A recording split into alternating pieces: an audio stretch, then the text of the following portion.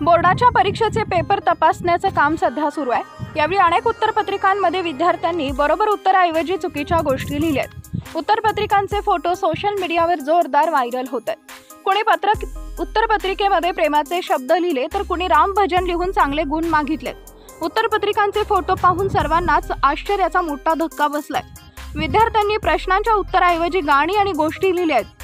परीक्षेत एक प्रश्न विचारण्यात आला होता तर त्याच्या उत्तरात विद्यार्थ्याने देशाचे पंतप्रधान नरेंद्र मोदी आणि बिहारचे मुख्यमंत्री नितीश कुमार यांची नावे लिहिली आहेत। याशिवाय प्रश्नांना उत्तर देताना विद्यार्थ्याने राम भजनातील अवध में एक दिन ऐसा आया या ओळी लिहिल्या आहेत। शेवटी जय श्रीराम आणि जय सीता मैया असं देखील लिहिलंय।